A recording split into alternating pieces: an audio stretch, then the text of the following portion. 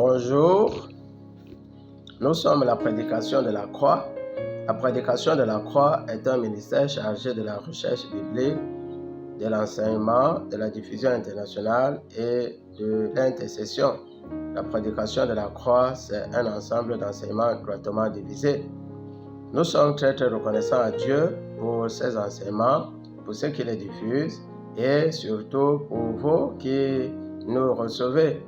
Nous ne cessons de prier pour vous afin que vous soyez toujours davantage nombreux et que vous ayez l'impact de ces enseignements. Nous vous prions de toujours les commenter, de les partager et de les liker. Nous voulons des commentaires et même des témoignages afin que nous sachions que ce que nous faisons pose des fruits. Alors, nous avons un nouvel enseignement dont le titre est La Pâque. La Pâque. Prions. Éternel notre Dieu, Père de notre Seigneur et Sauveur Jésus-Christ, nous te sommes infiniment reconnaissants pour toi qui es le Père de la connaissance. Merci pour cette connaissance que tu rends disponible. Merci pour celui par qui tu parles. Merci pour celui par qui tu diffuses. Merci davantage pour ceux qui nous reçoivent dans la vie desquels tu te manifestes puissamment. Merci pour tous les miracles que tu opères parce qu'ils ont cherché ta parole, l'amour de la vérité et non pas cédé à la facilité. Merci éternel notre Dieu parce que seul à toi reviendra la louange. Et merci pour tout ceci au nom puissant de Jésus-Christ. La Pâque. De l'hébreu péchage. La Pâque est la première des 3 fêtes annuelles instituées par Dieu. La Pâque est de l'hébreu pécha, la première des fêtes juives instituées par Dieu. Lévitique 23, du verset 4 au verset 7, il est écrit « Voici les fêtes de l'Éternel, les saintes convocations que vous publierez en leur temps fixé. Le premier mois, le 14e jour du mois, entre les 2 soirs, ce sera la Pâque de l'Éternel. » La Pâque a plusieurs significations. La Pâque symbolise la mise à part en Égypte du peuple de Dieu à Goshen et plus tard sa sortie de ce pays de misère et de servitude. La traversée de la mer Rouge pour un pays où coule le lait et le miel. La Pâque célèbre la victoire de la chair et du sang de l'agneau. La Pâque célèbre également la toute-puissance de l'Éternel notre Dieu, tout-puissant dans la protection de ceux qui se confient en lui. La Pâque nous montre que l'Éternel Dieu tout-puissant est jaloux de son nom et est près de ceux qui se confient, de ceux qui l'invoquent. La Pâque était avant tout un festival juif. L'Éternel l'a rendu perpétuel. Elle annonçait d'avance l'arrivée et la célébration du véritable agneau qui est Jésus-Christ. Nous parlerons dans cette partie uniquement de la Pâque originelle juive. La Pâque originelle juive. Nous avons 2 parties. Dans la première partie, les 14 recommandations de la Pâque originelle. Les 14 recommandations de la Pâque originelle. Deuxième partie, les 7 bienfaits de la Pâque originelle. La première partie, nous l'avons dit, les 14 recommandations qui sont importantes. Parce que si on a trouvé 14, d'autres peuvent trouver 16 ou plus. Mais le titre, c'est les 14 recommandations de la Pâque originelle. Premier point, la Pâque devait avoir lieu le premier mois de l'année. Celui-ci, en hébreu, s'appelle Nisan et se situe entre mars et avril. Il est écrit, l'Éternel dit à Moïse et à Aaron dans le pays d'Égypte, ce mois-ci sera pour vous le premier des mois de l'année. Si nous considérons que pour Dieu, le premier mois de l'année se situe entre mars et avril, nous voyons que tout ce que nous faisons en janvier pour dire que nous faisons les traversées et toutes les fêtes ne sont pas agréables à Dieu. Parce que si nous ignorons même son temps, tout ce que nous pouvons faire serait à contre-temps. Deuxième recommandation, l'animal ou le symbole de la Pâque avait été désigné et ses caractéristiques précisées. Exode 12 au verset 5, il est écrit « Ce sera un agneau sans défaut, mâle, âgé d'1 an. Vous pourrez prendre un agneau ou un chevreau. » L'animal, le totem, comme on dit quand on fait des pratiques, c'était l'agneau. Il devait être sans défaut et il devait être âgé d'1 an. Et nous voyons que toutes ces choses ont été données en prémonition pour le véritable agneau.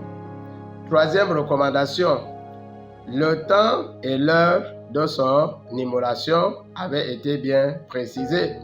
Il est écrit, vous le garderez jusqu'au 14e jour de ce mois, et toute l'assemblée d'Israël l'immolera entre les 2 soirs. Et l'agneau devait être capturé le 10e jour, gardé jusqu'au 14e jour et immolé entre les 2 soirs. Et les 2 soirs symbolisent entre 15h et 18h. Et quand vous lisez les évangiles, vous voyez que Dieu a tout prédit. Tout cela annonçait le calvaire, la passion de Christ, l'arrestation et jusqu'à la condamnation. Le sang devrait être aspergé sur les linteaux. Exode 12, 4e recommandation, le sang devait être aspergé sur les linteaux. Exode 12 au verset 7, il est écrit, on prendra de son sang et on en mettra sur 2 linteaux et sur 2 poteaux et sur le linteau des maisons où on le mangera. L'agneau devait être rôti. Donc l'agneau, 5e recommandation, l'agneau devait être rôti au feu. Exode 12, verset 8, il est écrit, vous ne le mangerez point à demi-cuit, s'il vous plaît.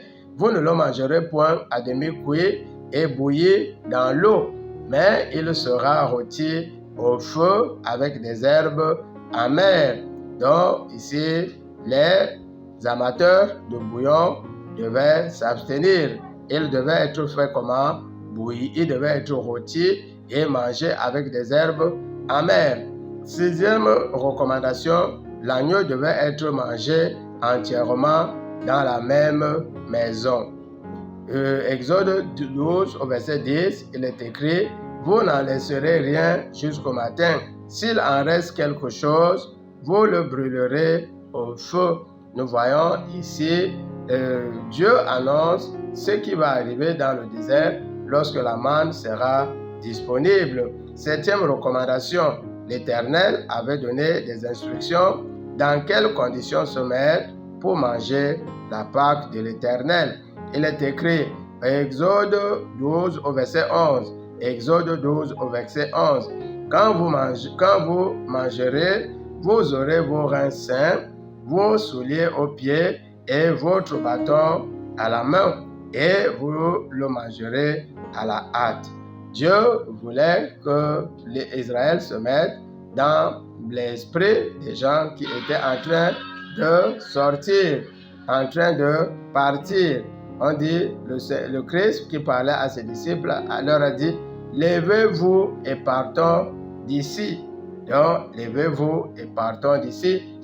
Quand on dit, par exemple, en grec, on dit, engerezen, levons-nous et partons. Donc, il devait être dans cet état des gens qui étaient en train de partir. 8e recommandation, la Pâque devait être observée uniquement par les circoncis. La Pâque devait être observée uniquement par les circoncis.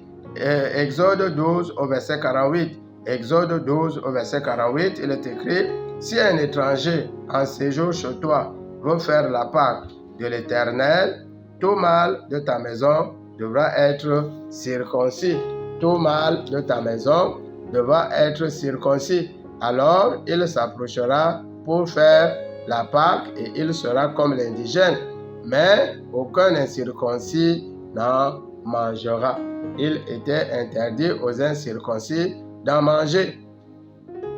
Tout refus à se conformer à la norme, tout refus à se conformer à la norme, tout refus à se conformer à la norme devait être puni. 9e recommandation.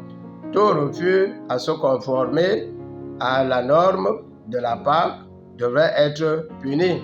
Exode 12 au verset 15. Il est écrit: pendant 7 jours, vous n'en mangerez point du pain, vous n'en mangerez pas du pain sans levain.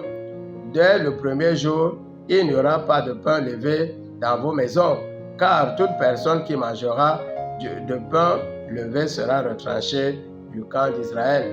Toute personne qui devait manger le pain levé devait être retranchée du camp d'Israël. 10e recommandation.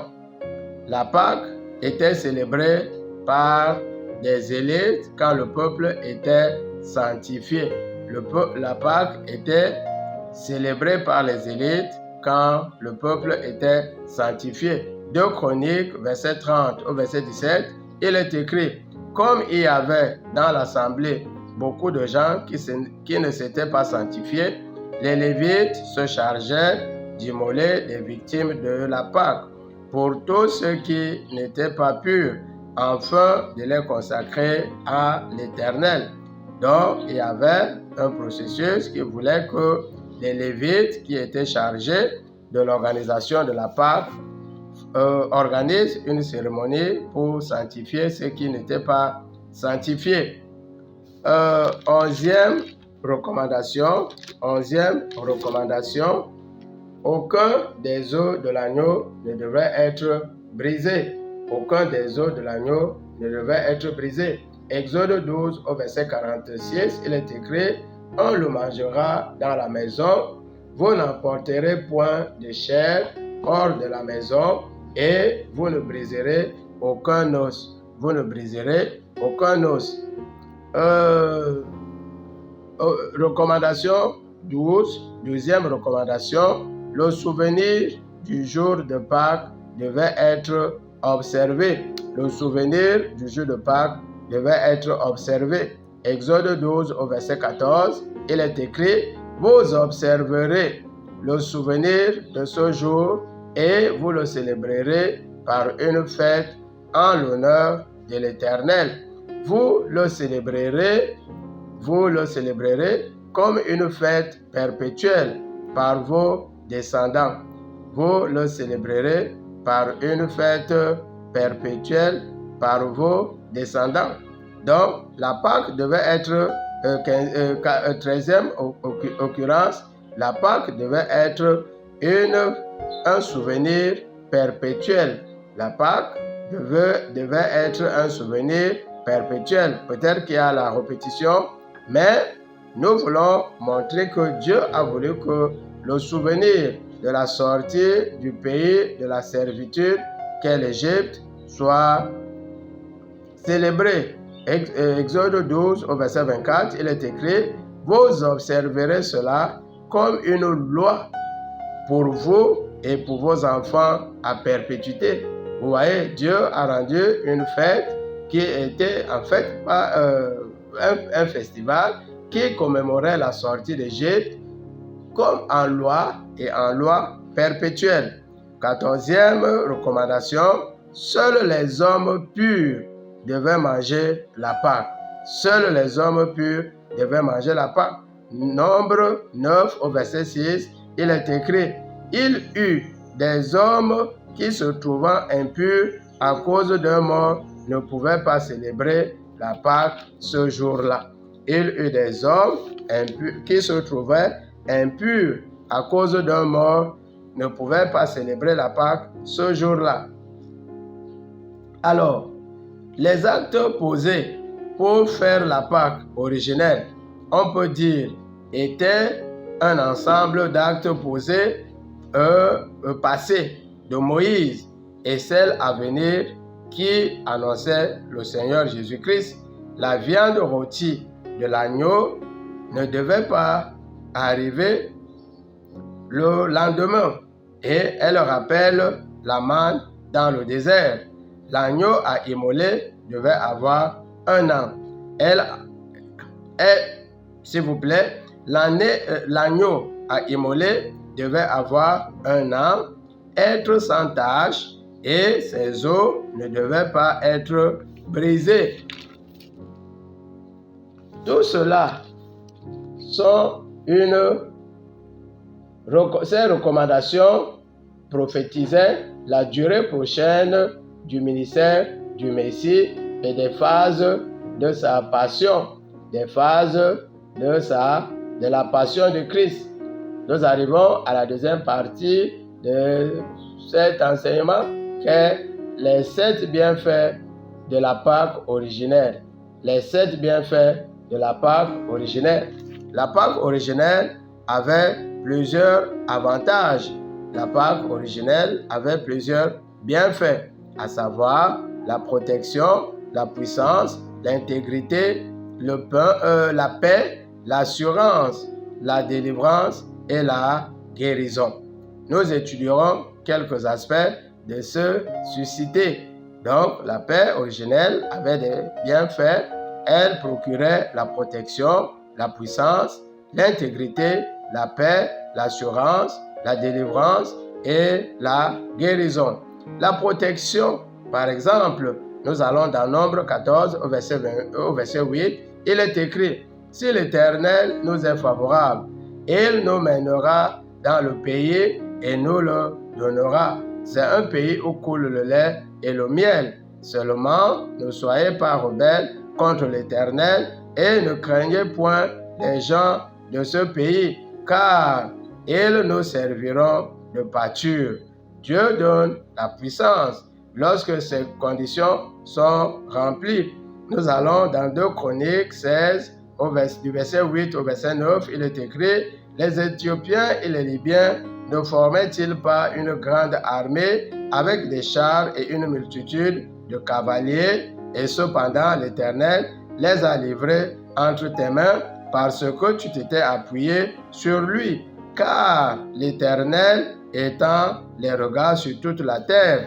L'Éternel étend les regards sur toute la terre pour soutenir ceux dont le cœur est tout entier en lui. Psaume 118, verset 15. Psaume 118, verset 15, il est écrit: des cris de triomphe et de salut s'élèvent dans les tentes des justes. La droite de l'Éternel manifeste sa puissance. La droite de l'Éternel est élevée. La droite de l'Éternel manifeste sa puissance. Dieu est tout puissant. L'intégrité, troisième bienfait de la Pâque, il est écrit, l'intégrité, c'est l'état d'une personne saine, sans tache devant Dieu. L'intégrité peut être physique, l'intégrité peut être spirituelle et même mentale. Josué 1, du verset 6 au verset 7, il est écrit: fortifie-toi seulement, aie bon courage en agissant fidèlement selon toute la loi que Moïse, mon serviteur, t'a prescrite. Ne t'en détourne ni à droite ni à gauche, afin de réussir dans tout ce que tu entreprendras. Alors, donc, nous avons parlé de la puissance là-bas, c'est la délivrance. Dieu a délivré Israël des Éthiopiens et des Libyens. Et maintenant, la puissance. La puissance, c'est la vigueur physique, l'autorité. Nous avons dans 2 Samuel 22, au verset 40, il est écrit: tu me ceins de force pour le combat. Il fait de nous des champions, des supérieurs. Nous avons l'histoire de Samson. Dans Juge 16, au verset 3 et 4, il est écrit: Samson demeura jusqu'au matin.